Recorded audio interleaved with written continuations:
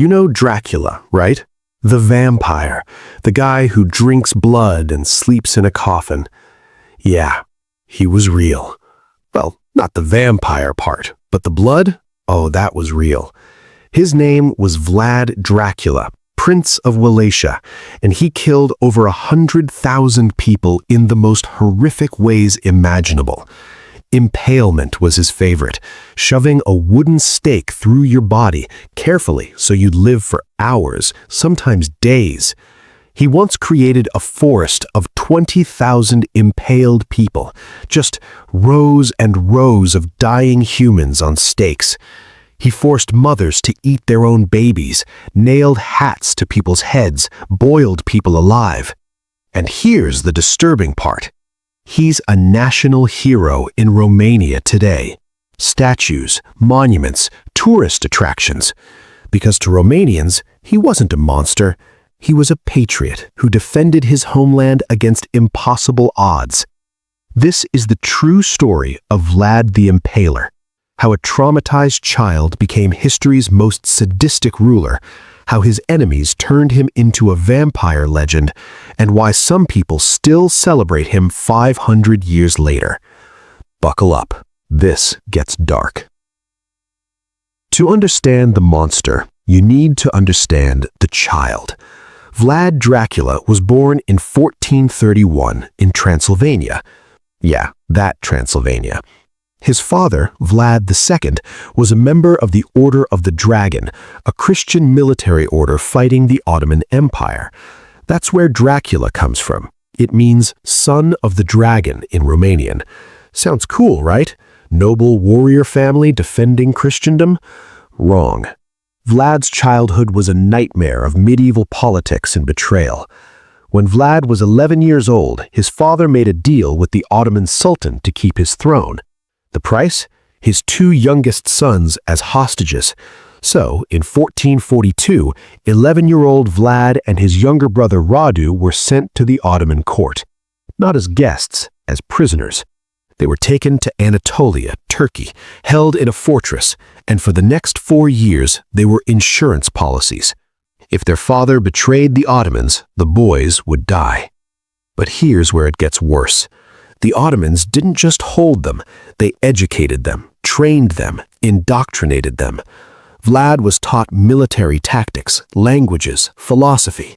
He learned how the most powerful empire in the world operated.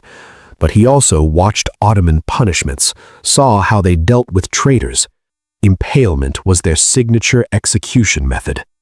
Imagine being 12 years old, watching men slowly die on stakes, knowing your father's political mistakes could put you there next. Meanwhile, his younger brother Radu, he adapted, became a favorite of the Sultan's son, possibly his lover.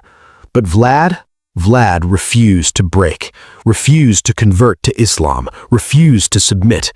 He simmered with rage for 4 years. Then, in 1447, everything got worse. His father was betrayed by Hungarian nobles, buried alive. His older brother, Mircea, blinded with red-hot stakes and buried alive too.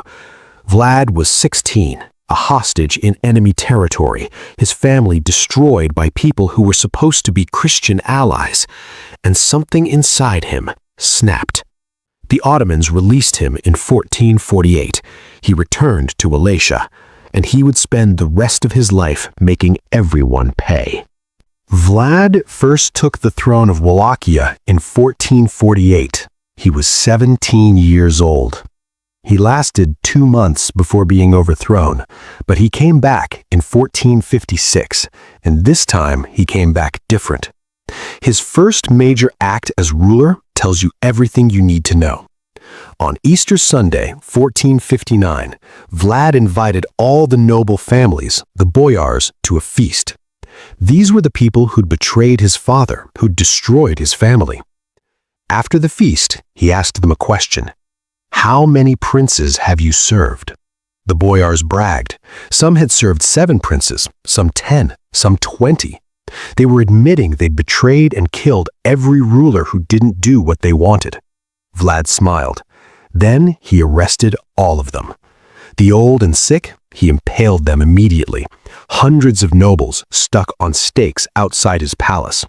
The young and healthy, he forced them to march 50 miles to Poianari, made them build a fortress, worked them until their clothes rotted off and they died of exhaustion.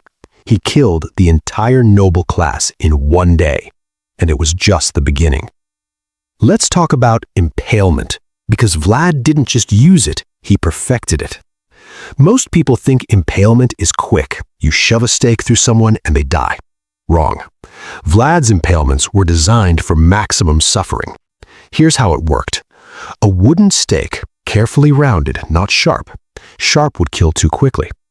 The stake was oiled, then inserted through the rectum or vagina. Here's the horrifying part. The stake was positioned carefully to avoid vital organs. It would slide past the heart, past the lungs, sometimes come out through the shoulder or mouth. The victim's own body weight would slowly impale them over hours, sometimes days, and they'd be conscious the whole time. Vlad had different heights for different crimes. Common criminals, low stakes, close to the ground. Important enemies, high stakes, so everyone could see. He arranged them in geometric patterns, concentric circles, rows organized by height. It wasn't just execution, it was art, architecture made from dying humans. The German pamphlets from the 1400s describe forests of the impaled. 20,000 people at once outside the city of Brasov. Ottoman envoys arriving for negotiations would have to ride through forests of their countrymen dying on stakes. The psychological warfare was genius and absolutely insane. Impalement was Vlad's signature, but he had a whole repertoire of horrors. Let me give you the greatest hits. The merchant incident. A foreign merchant came to Wallachia with gold, left his cart unguarded in the town square overnight. In the morning, some coins were missing. Vlad had everyone in the town executed, then gave the merchant extra gold to replace what was stolen. The merchant made the mistake of counting it and saying there's too much here. Vlad had him impaled for not trusting the prince's honesty. The Turkish envoys. Ottoman ambassadors came to negotiate. They refused to remove their turbans in Vlad's presence. It was against their religion. Vlad said, "I will help you keep your customs." He nailed their turbans to their heads. The lazy woman. Vlad saw a man in a torn shirt, asked him if he had a wife. The man said yes. Vlad had the wife brought to court, asked why she let her husband wear torn clothes. She said she worked constantly but couldn't keep up. Vlad had her hands cut off, impaled her, gave the husband a new wife with the message, "Work harder." The beggar purge. Vlad invited all the sick, poor, and homeless in Wallachia to a feast, fed them well, gave them wine, then asked, "Do you want to live without worry, without poverty?" They all said yes. He locked the doors and burned the building down with everyone inside. His reasoning? Now they have no worries. The boyar children. After killing the adult nobles, Vlad took their children, boys age 8 to 12, and forced them to become soldiers, trained them to be ruthless, made them participate in executions, turned the children of his enemies into his personal army of child soldiers. These aren't legends, they're documented in multiple historical sources. German, Ottoman, Hungarian, Russian chronicles all confirm variations of these stories. Vlad wasn't just cruel, he was creative, systematic, and he enjoyed it. Now here's where it gets complicated. Because Vlad wasn't just a sadistic psycho, he was also a brilliant military strategist. And the most famous example is the night attack of 1462. By 1462, Sultan Mehmed II, the guy who conquered Constantinople, was done with Vlad. He assembled an army of 90,000 men, cavalry, janissaries, artillery. Vlad had maybe 10,000 soldiers. The math didn't work. Vlad couldn't win a direct battle, so he didn't fight one. Instead, he used scorched earth tactics, burned his own villages, poisoned the wells, destroyed all food sources. The Ottoman army marched through Wallachia, finding nothing but ash and corpses. Then, on the night of June 17, 1462, Vlad did something insane. He personally led a cavalry force of 10,000 men in a night raid on the Ottoman camp. The goal wasn't to win, it was to kill Sultan Mehmed. They attacked at midnight, complete chaos. Ottomans couldn't organize in the dark. Vlad's forces killed thousands, got within meters of the Sultan's tent. If they'd succeeded, if they'd killed Mehmed II, world history changes.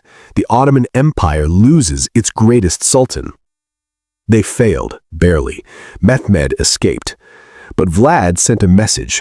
You can bring 90,000 men. I'll still try to kill you in your sleep. The Ottomans retreated a few days later, not because Vlad beat them in battle, but because they found the forest of the impaled. 20,000 Ottoman prisoners and Wallachian traitors, all impaled, arranged in a forest of horror outside the capital. Mehmed II, the man who conquered Constantinople, who terrified Europe, took one look and said, "Nope." He installed Vlad's brother Radu as ruler and left. Vlad had defended his country through psychological warfare so extreme it broke the world's most powerful army. Hero or monster? Romania says hero. The rest of the world isn't so sure. Vlad's reign didn't last. In 1462, after the night attack, he fled to Hungary, thought they'd help him against the Ottomans. Instead, they arrested him. He spent 12 years in a Hungarian prison. Even in prison, the stories say he couldn't stop. He'd catch mice and birds, impale them on tiny stakes. He was released in 1776, got his throne back briefly. Then, in December 1776, he died in battle against the Ottomans. The Turks cut off his head, sent it to Constantinople, displayed it on a stake. The impaler was finally impaled. Poetic justice. But here's where the vampire legend starts. After Vlad's death, German printers created propaganda pamphlets about him. They were trying to scare people about the Ottoman threat, so they exaggerated Vlad's cruelty. He drinks the blood of his victims. He eats bread dipped in blood. He's a demon in human form. These pamphlets spread across Europe. Vlad became the ultimate boogeyman. 400 years later, Bram Stoker was writing a vampire novel. He needed a name. He found these old pamphlets about Dracula, the blood-drinking prince from Transylvania. Perfect.